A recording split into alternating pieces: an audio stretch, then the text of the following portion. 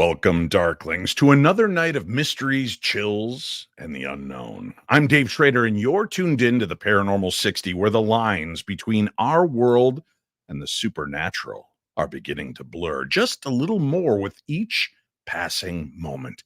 As the veil between the living and the spirit realm thins, strange encounters and eerie happenings seem to be on the rise. What does this mean? Is the other side trying to communicate more openly?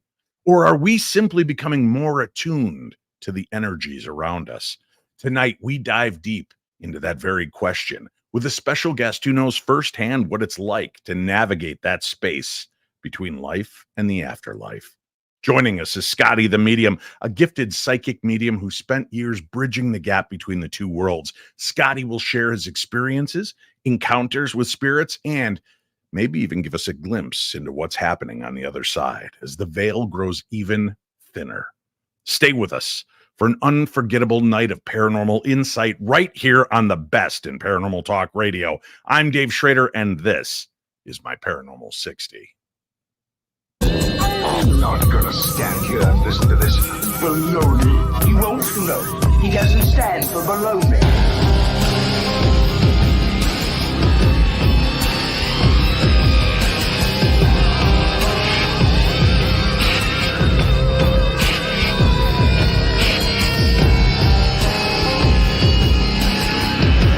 Sounds like a lot of supernatural baloney to me. Supernatural, perhaps. Baloney, perhaps not. I won't stand for supernatural baloney. I won't, you know. Welcome back to the program. I'm your host, Dave Schrader, and I do have a quick announcement to make. Tomorrow, Tuesday night, I begin winging my way across the borders of countries into the great state of England. I think I'm not good at geometry. I could be wrong, but it is London Heathrow Airport that's going to expect me early Wednesday morning, because I will be out there for the entire weekend doing the Festival of the Unexplained at Bosworth Hall. So if you are a UK friend and you still don't know about the Festival of the Unexplained, it is this September 19th through the 22nd, Bosworth Hall. There's more information at festivaloftheunexplained.com. That's festivaloftheunexplained.com. So tomorrow there will be no paranormal news with the Paranormal 60 news crew, but don't worry. I would never leave you in the lurch. I would never leave you hanging, begging, yay, screaming for one more dose of paranormal goodness. I thought this through. I pre-recorded a brand new episode.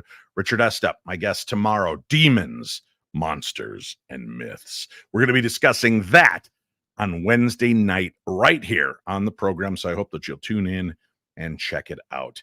Tonight, though, I wanted to talk about the veil. More and more strange activity is being reported daily from cultures around the world. And that's what I think is fascinating, is it's not just one little crazy sect of people that claim that there are strange things happening. There are different people of different colors, races, beliefs, religions, and they are all having widespread expansion of consciousness or awareness. Maybe that's a better word for this. The veil we talk about so often. What exactly is the veil? Is there really something that separates us from another unseen force or world around us? Well, I knew if I wanted to dive into that, there was one guy I could talk to that I could trust to give me some of his insights, and he is here with us this evening. Ladies and gentlemen, from TikTok and Instagram, one of the most popular content creators out there, and a very good friend of mine and a paranormal investigator, the one, the only, Scotty the Medium. Good evening, Scotty. What's up, Dave? How you doing, buddy?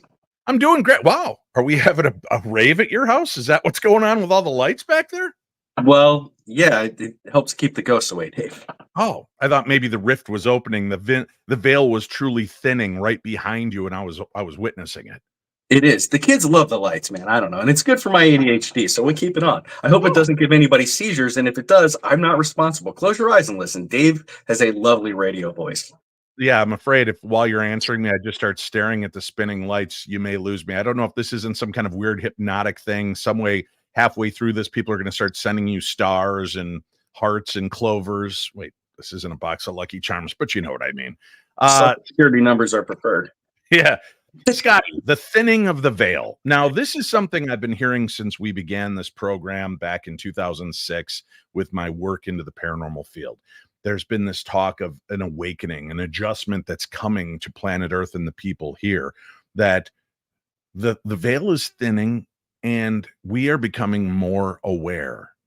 Now, Yeah. I'm curious, when we talk of the veil, it seems like a nice kind of esoteric term to throw out there.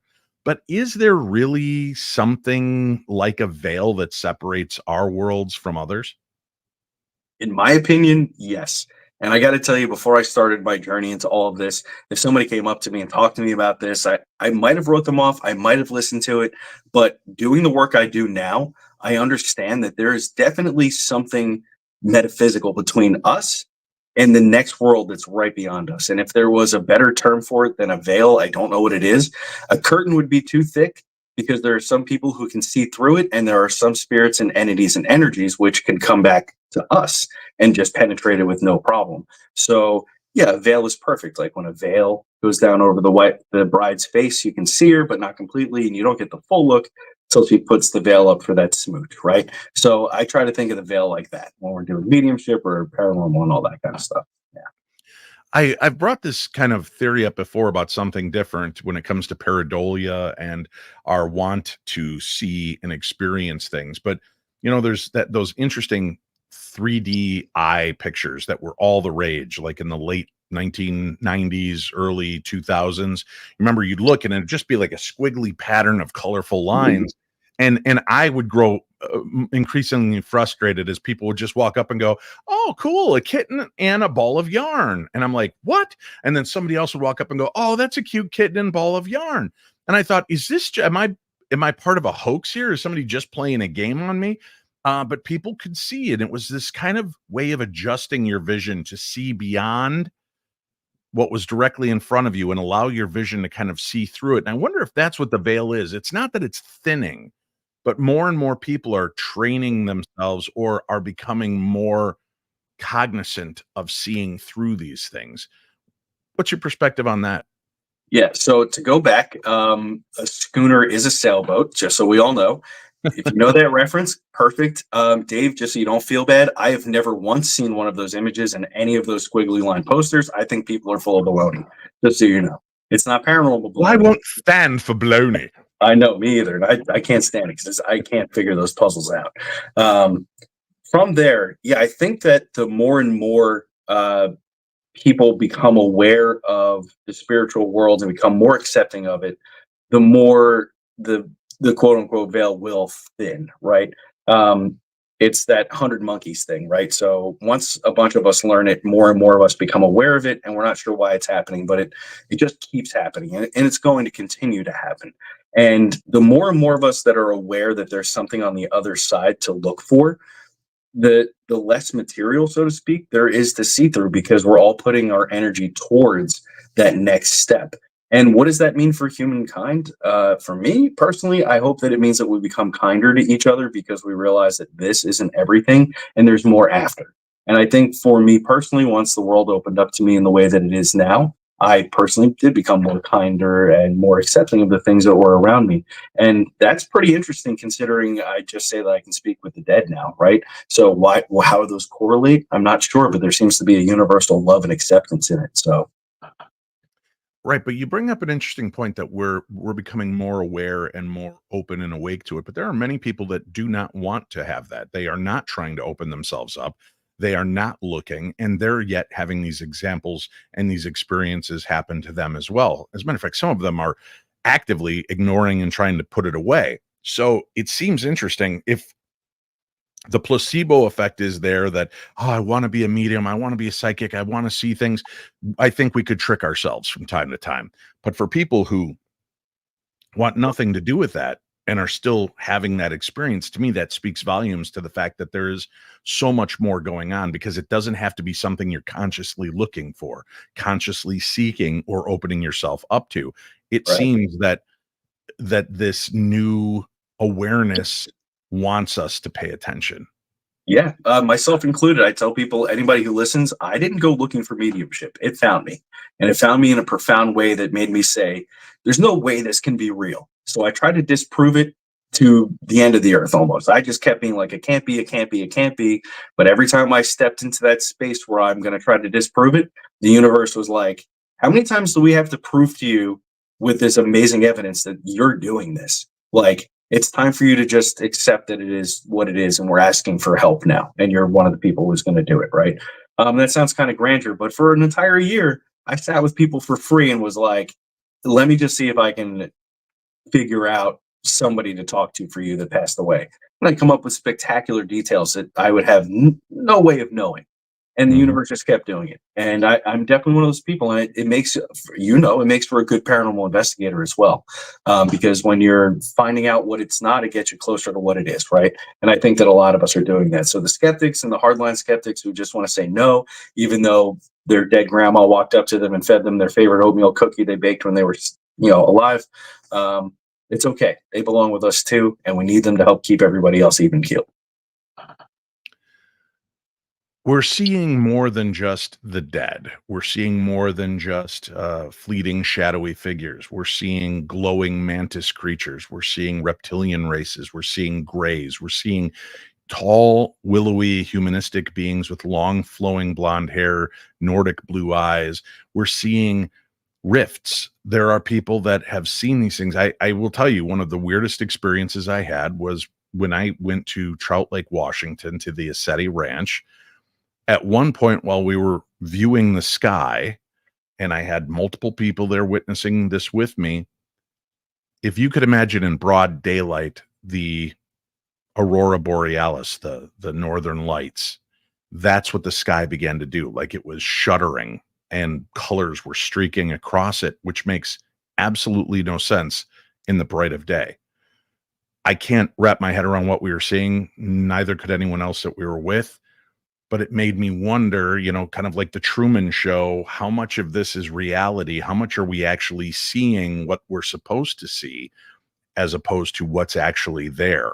And I don't know, have you ever had that where you see something change in front of your own eyes? Yeah, so there's two experiences while you're talking about. This is going to be the first time I ever share this. Okay. For you and your audience. I've never Thank spoke you, about buddy. this before. Never. And since you brought it up, I'll talk about it.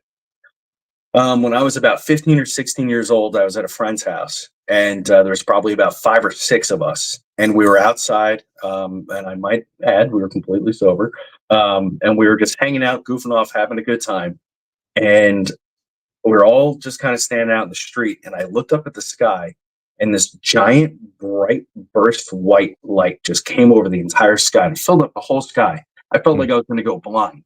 It was so bright. And I shut my eyes and I kind of like looked away, and it was gone. And I looked at my friends and nobody else seemed to react to it. And I said, did anybody else just see that crazy bright light? And they looked at me like I had 10 heads. Nobody else saw it but me.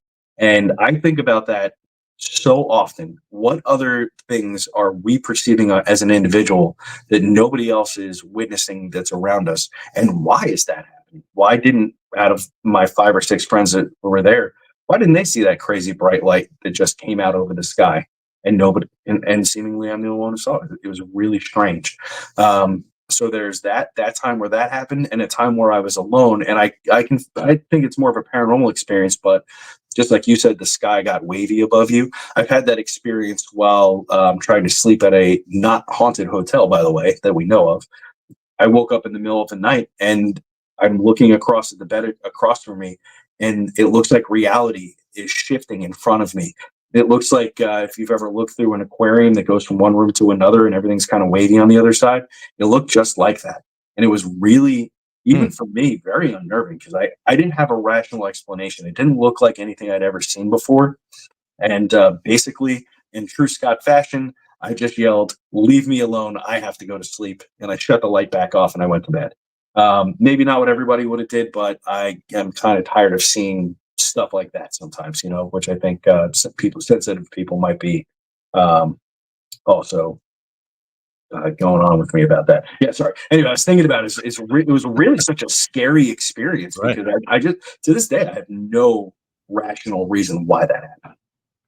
When you engage with somebody and you're talking to them, do you automatically begin to see the things that are around them if there are entities, energies, beings? No, I actually give everybody their privacy.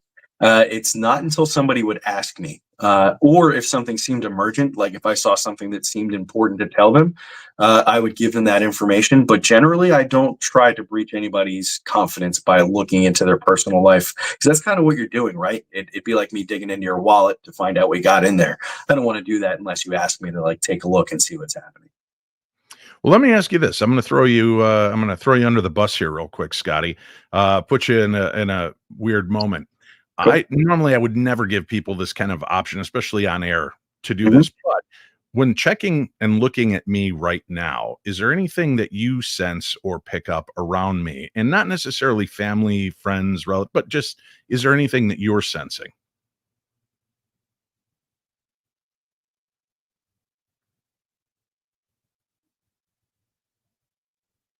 The first thing that really comes up, I don't know if you've been having, that could be off, but I hope it's you. You've been having a lot of knee pain recently. Yeah. I could feel my leg is like throbbing, and I can see the knee almost like an X-ray, and it's like looks like it's ballooned up a bit. So whatever issue you're having there, probably get it taken care of. I hope you can do it before you take your flight. And that's just a little bit of medical. Let's go a little step further.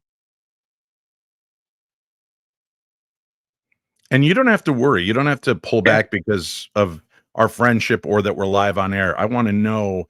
I'm just curious about something. So I thought I'd throw it out there. So whatever comes, comes. There is um, and so everybody knows I've never connected with Dave in this way. He's never asked me to do this. Dave, when I'm connecting to you on that very spiritual level, buddy, I feel like this. I feel like my heart is in a bit of a stranglehold, bud, and I feel like really sad, and I kind of feel like overwhelming. I kind of want to cry as I'm connecting in. You have a lot of trauma that seems like it needs to be cleared away, and you keep your heart very, very much inside of like this box. I can see that obviously I know you personally. I know you'd give your shirt off your back to help anybody, but there's something else that's like really deep rooted down in here, and you literally have um, some trauma locked up. And if you could think of, for lack of better terms, so everybody can understand this, me being like Superman trying to use my X-ray vision, and whatever you're holding back and locked up is in a lead box. And I can see as I'm trying to look at it, there's just all this sadness that's just covered here. And then around it is green, so that it's around your heart energy in that chakra. And that's really deep, and it's something that I think that um, you might have to get into with somebody someday, and try to figure out what's going on there. It's a good assessment. For those that are listening to the audio version of this, Scotty is working and tapping in. We'll see where this continues to go, as he was just talking about some of the issues that I'm having and pulling in on that. It's fascinating because there is a lot I'm trying to hold back right now. Not purposely against Scotty, just I can feel it, doing my best to hold emotions and things steady at this point. And I just want to let you know that there's a gentleman who looks a lot like you that's standing with you. I feel like he's probably a grandfather. He feels like a blood relation for sure. He's got his hand on your shoulder, and he's telling me, put his hand on your shoulder, and he's like, just tell him that I'm here with him all the time, and I'm going to continue to be. And there's like, I don't know if are you named after a grandfather or anything like that? Do you have a part of their name? He makes me feel like No. there's a real, My no? son is named after my grandfather. Yeah. Okay. Because he's like telling me about a name that carries on. So, Right. and he's talking about your son then.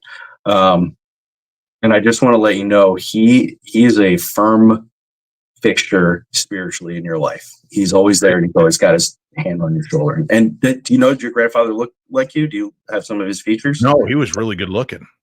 You're handsome. I don't know what you're talking about.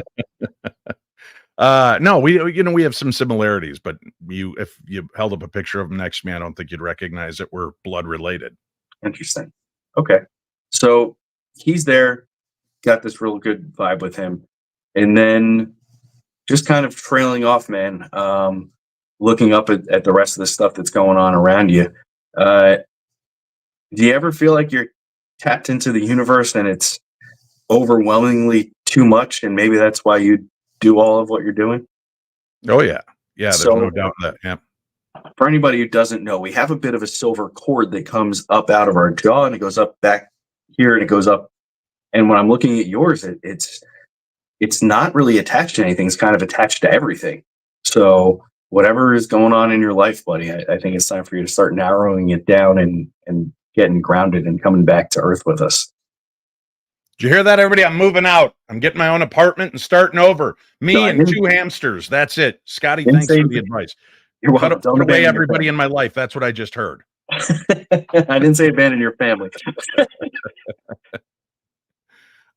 Right. The reason I yeah. ask, and I think it's interesting because when you first, just to give people a little context, I don't, like I said, I don't ask my medium friends. I never ask for readings. I don't ask for that. But I've had something a little bizarre that's been taking place for a while now. And, you know, when you talk about the leg, that was the first kind of firing pin for me. My legs have been, you know, what you might call restless leg syndrome at night lately, but there's something else weird about it. There are times I've been woken up feeling almost like somebody's hands are on my back, not just shaking me, like pushing me into the bed, shaking me. And I've woken up doing that and like violently moving in the bed. And it happens, or I will feel somebody grab my leg and vigorously shake it like they're trying to get my attention. I was just out when we were doing an event this past weekend in Wisconsin, in Sheboygan, well, in Glen Beulah. I was staying in Sheboygan, and I was woken up the first night there in the hotel repeatedly. Something kept sitting on the bed and nudging me and pushing. And so that's what I was asking. I didn't know if there's something that you're seeing. I mean, that doesn't feel like my grandfather energy, No. you know, bothering me. It's more like a hyper chihuahua that won't leave me alone, but has the strength of the Hulk. But I've been just having this kind of bump around. This is so new to me, buddy. I've never had physical contact like this on a regular basis. I mean, anybody that's watched Holter Files or Ghost of Devil's Perch know that I've definitely been contacted and been in contact with spirit, but this has been a pretty regular ongoing thing. And I didn't know if there was something that you might sense. It's good. I guess you're not like, hey, Dave, there's a huge, dark, cloaked figure behind you with a sickle. You know, again, with you doing all that you do, you're opening up a lot of doors. And what I said was you need to stay grounded because it looks like you have a whole bunch of tabs open, right? That's kind of what it looks like. I like and that. You need to start, when you start leaving places, when you're leaving, you need to say, hey, stay here. I'm not going to help you. Don't come home with me. Don't bother me. We're here to talk to each other at the moment, but that's it. A lot of people might find that kind of annoying, but let me tell you something. I have to do this when I go to the grocery store. I have to do this when I go to a car dealership. I have to do this when I go to grandma's house. Anywhere I go, I have to close the tab and actively think, like, if I saw or felt something where I was, don't come with me because I can't carry that with me. And right now, what it feels like with you is you have all of these things that you are carrying with you because you have never closed all those tabs. So maybe while you're with your other lovely friend, Cindy, maybe she'll help you close some of those tabs over the weekend while you're gone. Because I think that you need some grounding. This just felt like it was something, you know, the same thing that keeps harassing me. That's all I was curious about, is if there was something to that. Now, again, that's a new awakening for me. That's a lot more tactile than I've ever dealt with in the past when it comes to having paranormal experiences. I mean, I've seen things. I've certainly heard my fair share of DVP, direct voice phenomena. And before anybody writes to me, yes, I talked about being on Skinwalker Ranch 2 weeks ago, and I know that they have the hitchhiker thing there. But this has been happening, you know, for weeks now. Probably the better part of a month. So this was long before I got to Skinwalker Ranch, and it continues to happen. Not nearly as vigorously, and I never feel like it's trying to hurt me because it's not like pounding or slashing at me, but it's like it's trying to get my attention. Yeah. And it's not that when you're laying in your bed and you're falling asleep and you feel like you're going to fall out of bed, one of those hypnagogic jerks, I think they call them. Yeah. It's physical. I legitimately can feel the physicality of touch, which is really bizarre. We're going to take just a quick break. We'll come back. We'll talk with Scotty about that. More and more people awakening to the spiritual side, to that element. For a long time, many of the mediums over 18 years that I've had on the show said there is a change coming. More and more people are becoming open. More and more people are going to have experiences that are going to alter their perceptions in the way we deal with the world around us. We'll talk about that when we return, right here on your home for the very best in paranormal programming. I'm Dave Schrader, and this is my Paranormal 60. Did you know that radio just got a little extraterrestrial? That's right, Dave Schrader is back on radio with the Paranormal 360 every Sunday evening, 7 to 9 p.m. Central on WCCO AM 830, an Odyssey station. Just download the Odyssey app and look for the WCCO logo, follow the station, and listen live. That's the Paranormal 360 on WCCO AM 830, an Odyssey station. In case you missed this last Sunday night show, it was a killer. We talked about dogman encounters and werewolf encounters that have taken place around the United States and around the world. And again, if you go check the link on today's program guide, you'll see all the information there. So you can go back, click, and check out all the past episodes of the Paranormal 360. Scotty the Medium, my guest tonight, and I have a link up for Scotty's website and a link to show you how you can follow him on TikTok.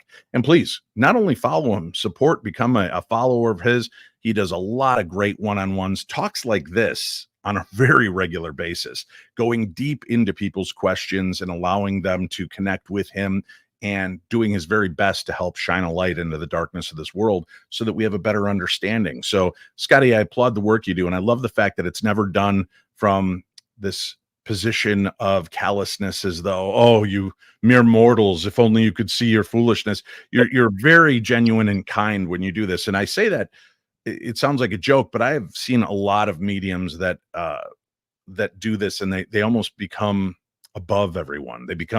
They're so entitled that they're the stupid, immature questions that people ask. And I always thought, boy, that's really kind of heart-wrenching. But I love that your approach is always so genuine and down to earth. So thank you for that. Yeah, thanks for saying so, man. That's been my approach since I started this. I only got so many years on this planet, just like everybody else. I'm trying to be nice and kind and genuine about it. So if I can give somebody some answers, I hope that I can. Do you think that we are accessing this veil? Are we seeing projections, maybe not of real entities or beings, but of fears? Are we, there's that famous line from George Romero's Dead movies, right? When hell is, filled, the dead will walk the earth. And I often wonder, with all the fears and all of the awareness that's come out, especially in the last 20 years, towards aliens and creatures and cryptids and ghosts and demons, how much of the tulpa sphere have we overloaded with all of this junk that's now just spilling into our reality? That's why it doesn't last long. It falls into our reality and then dissipates, because it's not strong enough to maintain a form, but it is strong enough to be seen in fleeting glimpses. Yeah. So, well, for the thousands of years of recorded history, human beings have had ghost stories, right? We've had alien encounter stories, all kinds of stuff. As soon as somebody could paint something on a cave wall, they've talked about this stuff. So to me, when a very primitive culture has access, and the first thing they want to talk about is the animals that they're eating and the things that they're seeing, and they're seeing UFOs and star people and all kinds of other stuff. To me, they weren't generating tulpa, right? They had to have been actually experiencing something that they couldn't understand, and they were just trying to put out and spread the word the best way they could. And then many generations forward. Or are they, Scotty? Because if we are to believe that time is not linear, especially on the other side, then our belief of what a ghost is not necessarily something from the past, but could be something from the future.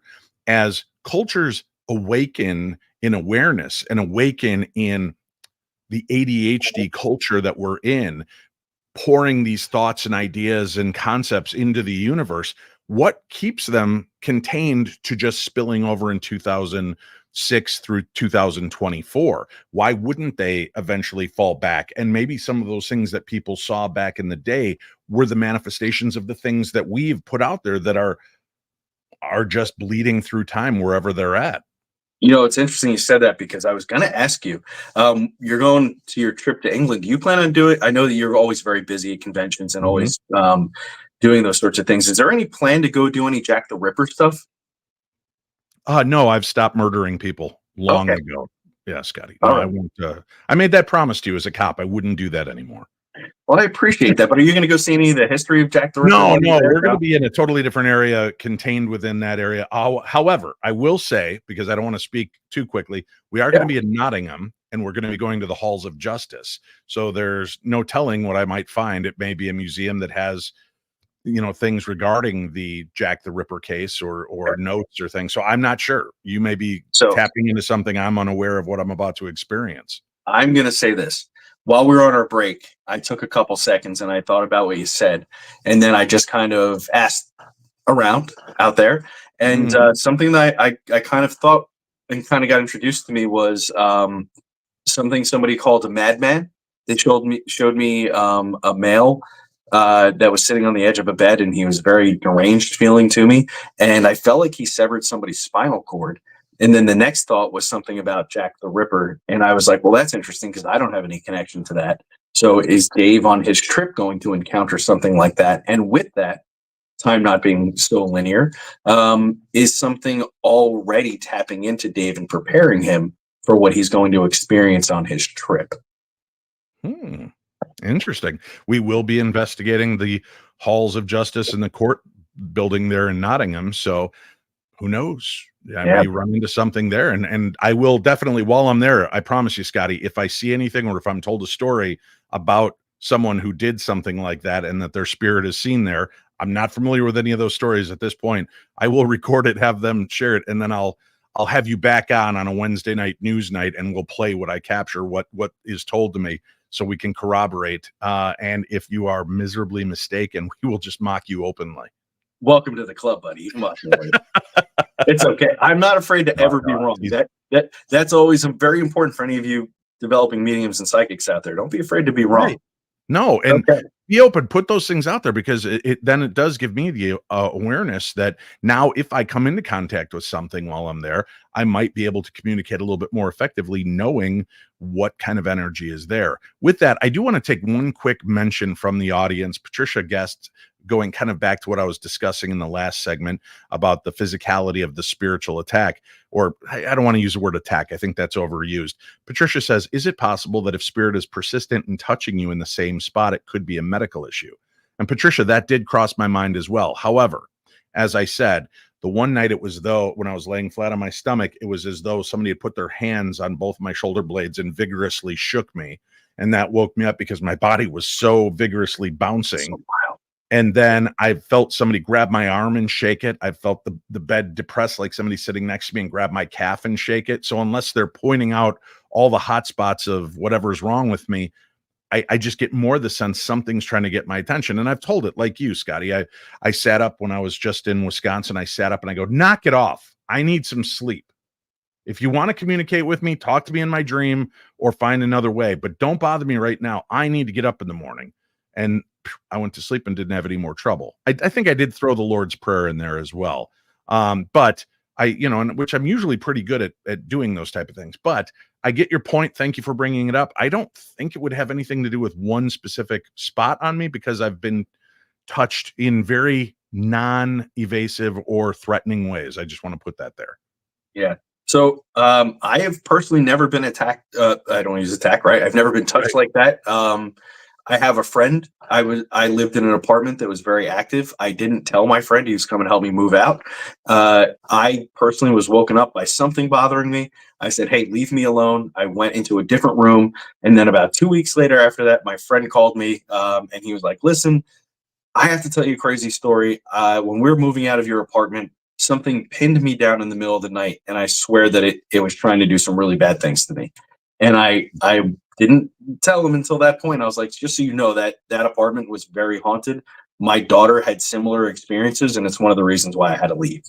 Um, so it sometimes these things will pick their targets, the people that maybe they'll get the most raised fear out of, or maybe the person they think will pay the most attention. Clearly, I told it to leave me alone, so I was not paying attention. And then perhaps whatever is bothering you, Dave, is just maybe you've just become open to that at this point, and you're going to have more and more experiences that maybe it's not just one spirit, maybe it's several, and they could be transient, coming in and out of your life as you're doing different investigations. And the more, So are you saying like a ghost slapped one of those kick me signs on my back? They're like, yes, shake me, I'm a jerk. And yes, that's why so many are doing this. yeah, just like whatever ghost or spirit first opened me up and was like, hey guys, this one can hear us, come on over here, listen, he's listening, right? And then from there it was a steady stream, it has never stopped. Now So it's interesting. You mentioned the fact that I had an elderly relative, like a grandfather, who was with me and let me know he's there all the time. As I said, I've never felt threatened. An interesting point from Tabitha: are you stop breathing when you're sleeping?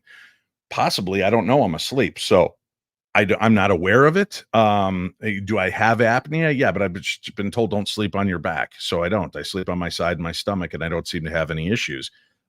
So it very well could be that maybe I am stopping breathing, and while Winifred's dead asleep on her medication, my grandfather's, hey kid, wake up. yeah, right. It very well Or you- could be something like that. I'm not sure. Yeah, that's always that, and that was good. That was a good question. Again, when we do investigations, if it was anybody but Dave, I probably would have asked about 100 questions about that. Yeah, feel Yeah, free. very Like good. I said, you don't have to worry about it. Yeah, and we've got Pamela and other people bringing that up about the possibility of apnea. Mhm. Yeah, distant memory says, you never recorded yourself?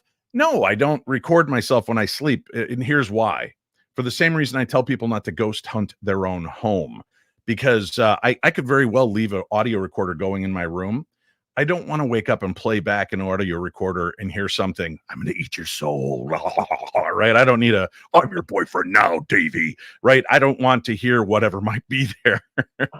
So I might be like the lamest ghost hunter in the world when it comes to that. But outside of my room in my life, I'm fine investigating those claims. I feel if I do keep flicking the light on and do that within my own home, that is inviting in trouble. So I'm very cautious with that. So I would not record myself or videotape either, unless I'm looking to rebrand myself. And it seems to have worked for the Kardashians and Tom and Pam. So maybe, who knows?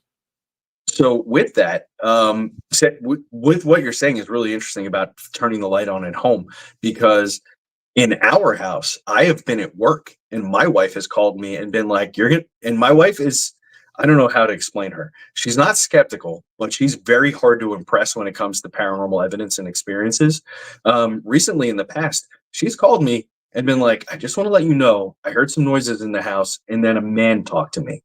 And I was like, okay, what'd he say? And she, like, things like, are you okay? Or like, I'm here. And it's just like, my wife has never had those experiences her whole life. And now it's starting to happen more and more frequently. So is it because I'm here and I'm constantly doing mediumship in the house, or is she starting to wake up because the veil is starting to thin out for most people?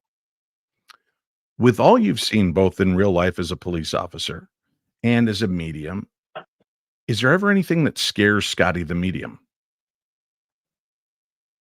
Yeah, of course. Is Um, it something you're open to talk about?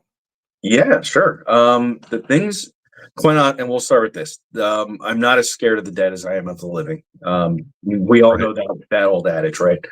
There are certainly things that go bump in the night that I have come up across against, and I have called for help. And I think it's very important that each and every person that, whether you're just somebody who enjoys this as a hobby, if you're experiencing it as a homeowner or business owner, or somebody who's experienced, if you come up across things that are out of your league and you don't understand, find somebody to help you, because there's no shame in saying, I don't know, and I don't know what to do next. In the time that this happened to me, I investigated a house where a whole family is being afflicted. I went through the gambit of questioning them about their mental health, their drug and alcohol use, their family dynamics, their finances. I went through everything because the claims were so wild. that I had to make sure that they weren't going through other kinds of trauma that were coming out and projecting as paranormal. Once I went through everything and I realized that they had a lot of the same problems most of us have, there wasn't anything super detrimental. I went ahead and we did a ritual to help remove whatever's in the house. And for about a year, it was really calm and quiet. And unfortunately, a family member visited this house and they disturbed the the ritual that we did. Was left behind a candle and some salt. And the family told me they would protect it, they'd keep it there, and then when they were ready to do something with it, they'd remove it. They hadn't gotten to that point yet, and unfortunately, this family member came into their home ranting and raving. They didn't believe in any of this. They thought I was full of crap. They thought that the whole ghost thing was crap.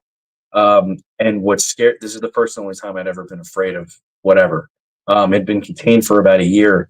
This young man upset the ritual. He destroyed the salt circle. He did something with the candle. Within 24 hours, he went absolutely mad. He stole a vehicle and he drove it into oncoming traffic on the parkway and ended up dying. And I wholeheartedly feel that it is because he attacked something he didn't understand, and we had very well contained. From the time that I dealt with this case, it was over 2 years, and we had done so much research, so much investigation, so much background checking, and it came down to we need to contain it, and then it's up to the family when they're ready to be completely rid of it to do something. And it was on them to do it, and it just never happened. And then this young man came into their house and this baloney's bullshit. You can't believe in this stuff. Wrecks the ritual, and within 24 hours is deceased. And prior had no real history of anything like that happening. So certainly makes you wonder, doesn't it? That scared me because whatever we contained was so angry, in my opinion, that it went after the weakest link. It found it, it latched on, and it led to mayhem and unfortunately a life being lost. Yeah. And that's when I gained a new respect for the paranormal. This is the first time I ever dealt with something that I could say from beyond, through the veil, something punched through and absolutely took control of somebody's life. I don't know if it's possession. I wasn't there. I heard about it days after it happened because they were so shocked. They had no idea what to do or what to make of it. And then they put two and two together and called me and told me what happened. And I can't say 100% that's what happened, but the evidence is there to support it. And I am absolutely terrified of that. Wow. Yeah, understandably. We're going to take just another quick break. We'll come back. We've got more to discuss with Scotty, the medium, and we'll talk about that. The fact that, the danger, obviously we know that it can physically touch us, push us, sometimes bite, pinch, scratch, but the plausibility of it being able to take a life, that's something I'd like to tap a little bit more into, because that certainly makes things a little bit more real and a little bit more frightening. And we'll talk about that next, right here on the Paranormal 60.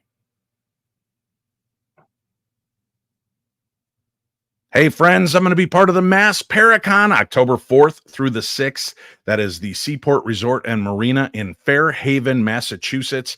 I'm going to be out there with Patty Negri, the godfather of the paranormal himself, John Zaffis, Sam Beltrusis, Richard Estep will be on hand, April Bussett, the medium, Brian J. Cano. We've got so many amazing speakers that will be there in person, presenting, talking, taking your questions, and helping you understand the supernatural. If you'd like to attend, then please go check out darknessevents.com. That's darknessevents.com. Scroll down the page, you'll see all the places I'm going to be this year, and I'm already booking up places for next year. So you never know, I may be coming to your town. You can find out again by visiting darknessevents.com.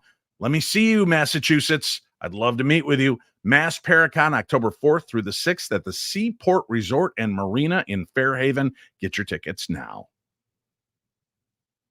Scotty Davis, Scotty the medium, our guest here as we continue our conversation. Fascinating stuff. The concept that maybe the spiritual side can take our life.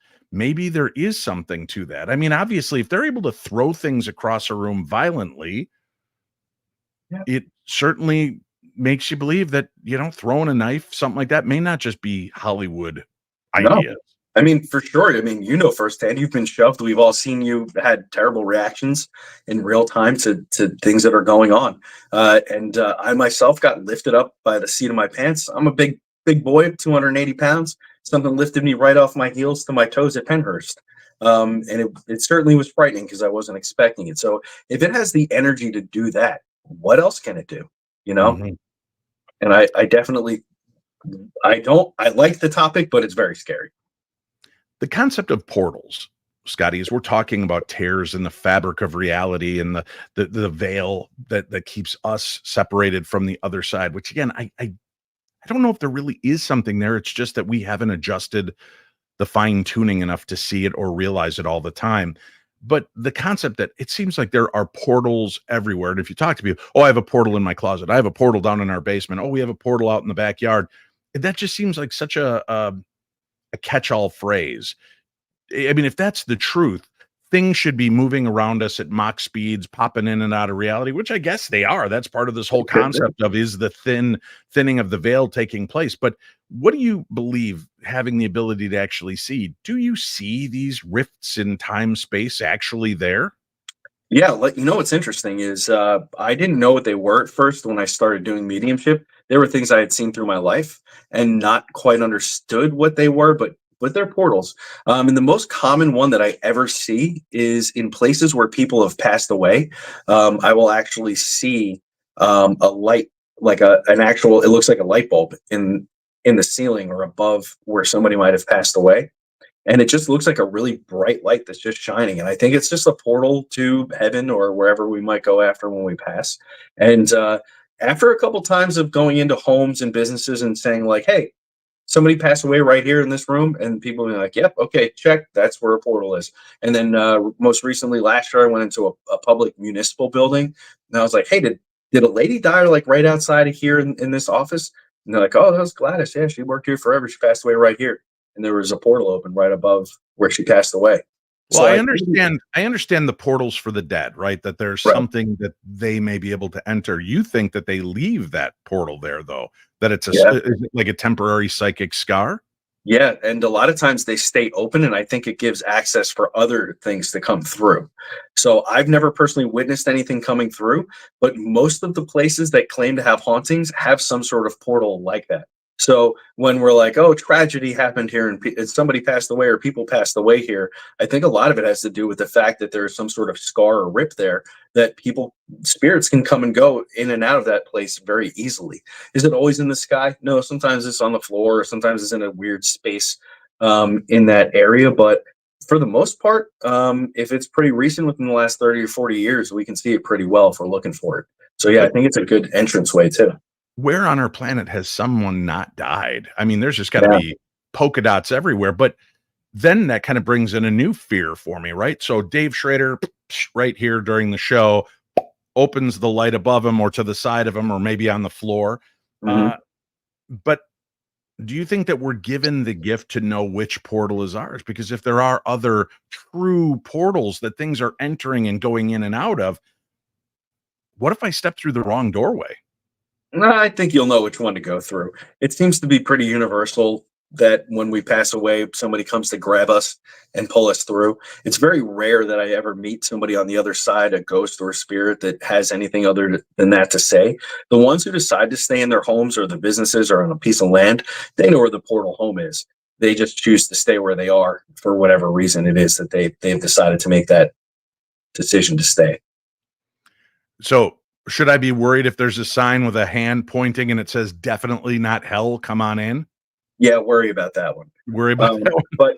But if it's somebody that you love and know, and they're like, "Come on, this is the way," you can go with them. It's Ooh, yeah. that's a double-edged sword there, Scotty. I know a couple people I'm not sure aren't waiting for me there too.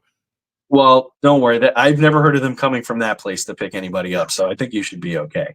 All right. Those probably are more scary, and you would want to run. Remember the movie Ghost, where the little black shadows came out of everywhere, and they got the bad guy and they sucked him down Right. to hell. I imagine it looks something like that. Hoo-wee doggy. No, thank you. That is but see, that's what I always feel weird about when we're doing an investigation is, you've been with me. I'll do some prayers and prayer work around the house. It would sure be helpful if God would just give me a glimpse of some shuddering lights and spirits moving on because I got nothing. Next time, do it with your eyes closed. This is my very good. I'm going to name drop. You may not know him, but he's a great guy. His name's Brian McCauley. He's a paranormal investigator for a very long time.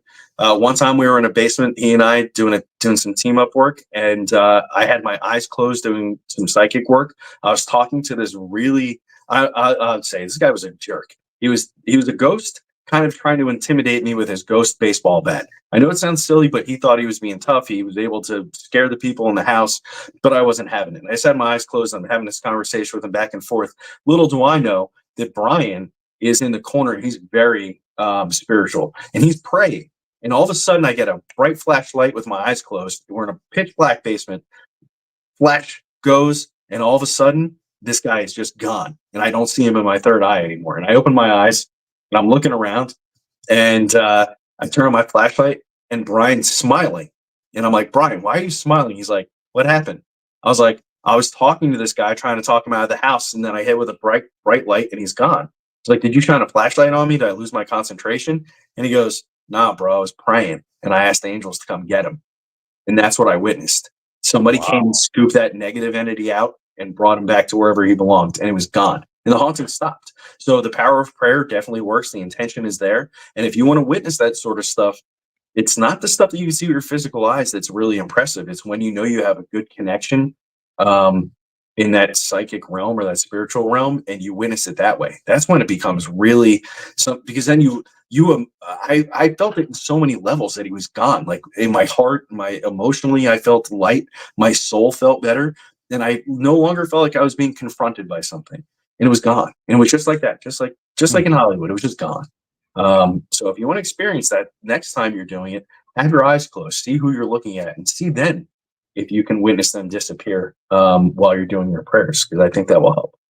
All right. Yeah, I'd certainly be open to that concept. It'd be great to see some kind of verification. I want to welcome all the new listeners and people that are popping in and checking it out. And if you're new, throw your name up in the chats, because our chat people are watching. All of our boards are going. We'd love to hear from you. You're welcome here with us every Monday and Wednesday night live from 9 to 10 p.m. Central. That's 7 to 9. Well, actually, it's supposed to be just 1 hour, but sometimes we go a little over. But if you pop in at about 7 p.m. Pacific, 8 p.m. Mountain, 9 p.m. Central, 10 p.m. Eastern, you can spend 60 minutes with your friend Dave and the paranormal right here. But tell me where you're from. I want to see what state. Tell me what state you're from in the chat so I can keep up. I'm fascinated. Or if you're from other countries, let me know about it there as well. And if you have your own stories, if you've got strange things that are taking place and you'd like to share them with me, email me, Dave at paranormal60.com. That's Dave at paranormal60.com.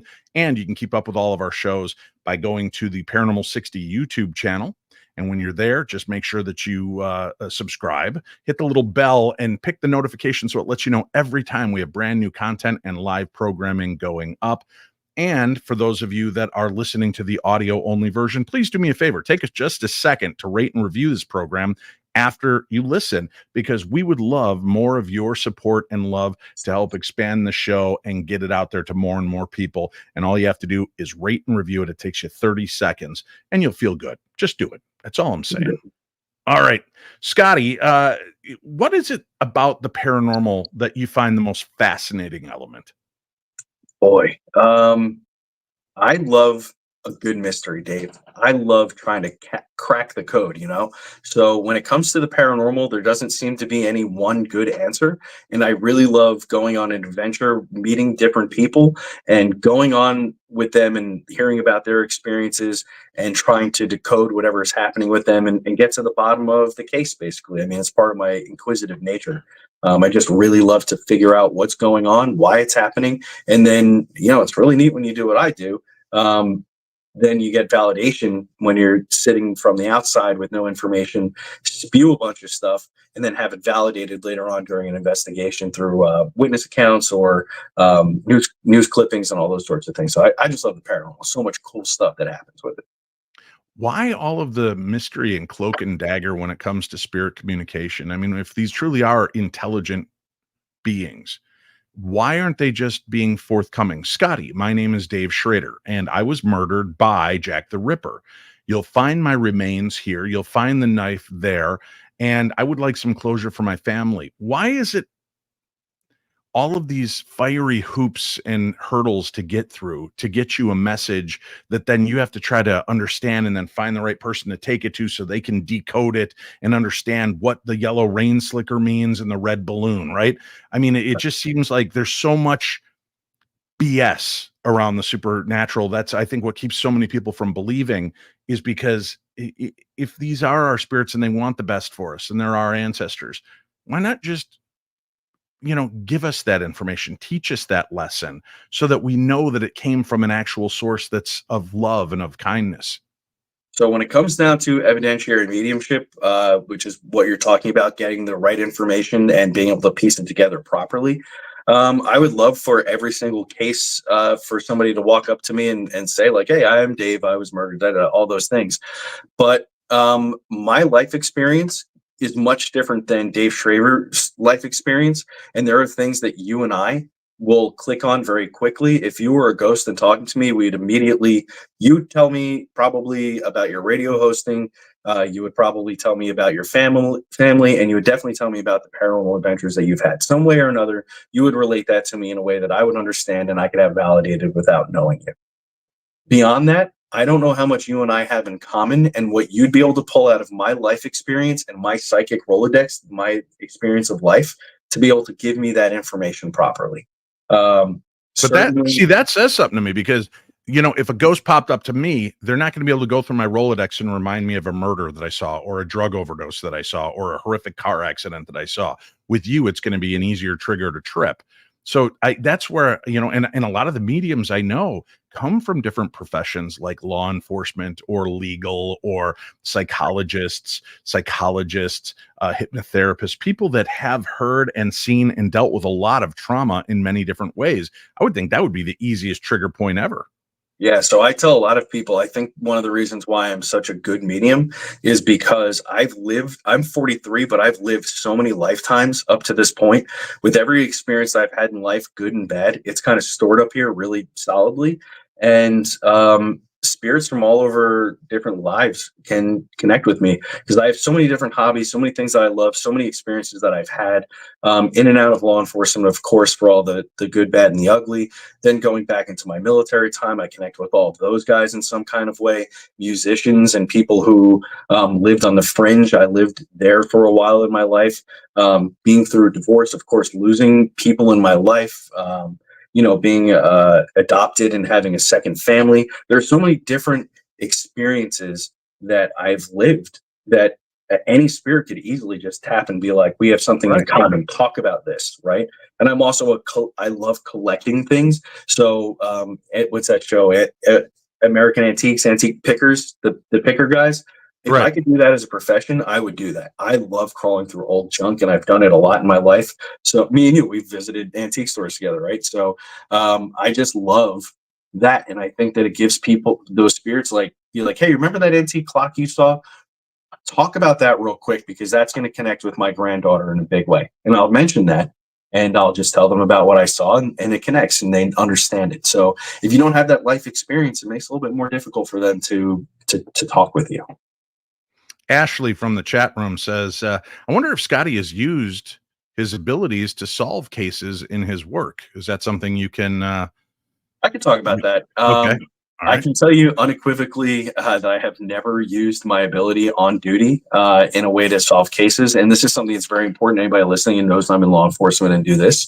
The only thing that solves murders, crimes, missing people is really good police work, physical evidence, and eyewitness testimony. Those are the things that really bring cases home. Unfortunately, and very fortunately, I can't point my finger at Dave and say, this guy right here, he did it. And they'll believe me just because I'm a medium and a cop. It's not the way it works. I'd have to have proof. And those are the things that you need to bring into the court of law to, bring it beyond a reasonable doubt that something has happened. So, you ever enter a murder scene though, and the ghost is there pointing at Dave Schrader going, this guy. Yes. I've done readings where I've been contacted afterwards by law enforcement to ask me how I would have such details in investigations. And in both cases that I can recall that happened, the detectives were very happy that somebody from outside, but also somebody they could trust, blindly gave information like that because it was pointing in the same direction they were looking anyway. So it validated what their suspicions were.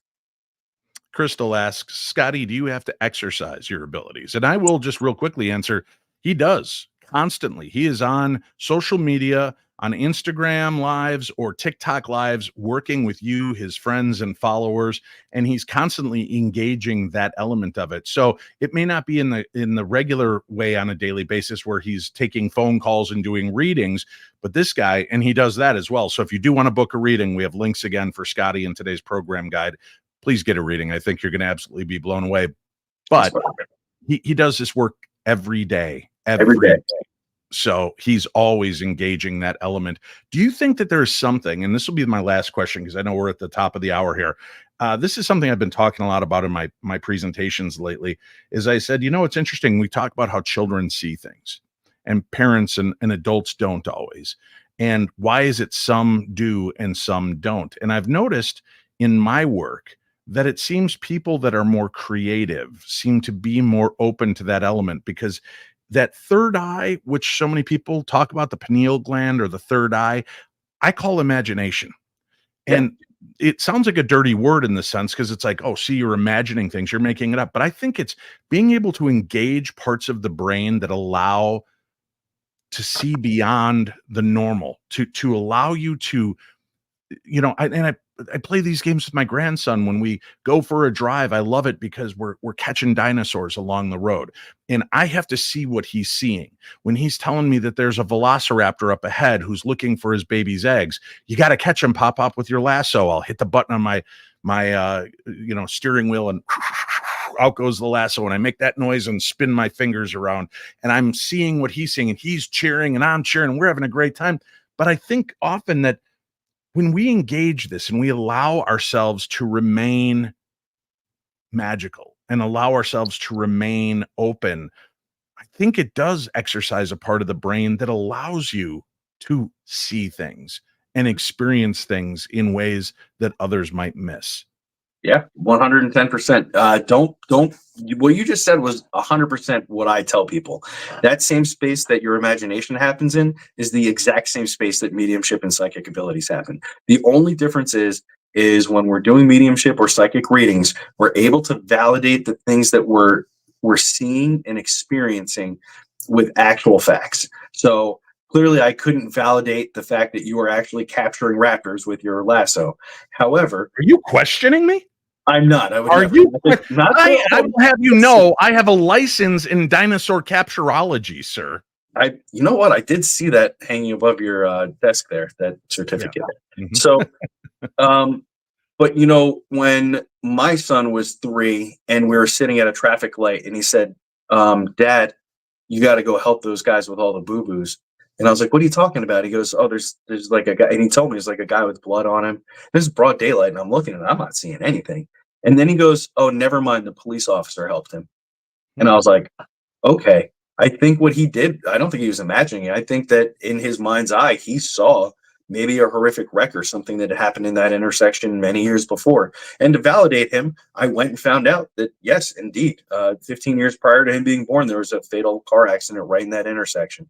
So he may have been seeing that, and it was replaying in time, and he happened to catch it, which is pretty traumatic. But I remember as a kid seeing those same sorts of things, and everybody was like, "Crazy kid." So yeah, anybody's listening, if you want to engage your ability to see better into and through the veil, do visualization exercises, and then sit down with your friends. And don't be afraid to put pen on paper and say, "I just want to see, when I look at you, what do I see? How do I feel? What do I hear in my mind?"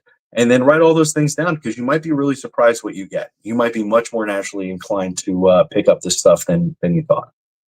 Scotty, thank you so much as usual, sir. It's a pleasure, and you're always a gift to have on the show. You're a gift in my life as a friend, and to all those that come into contact with you.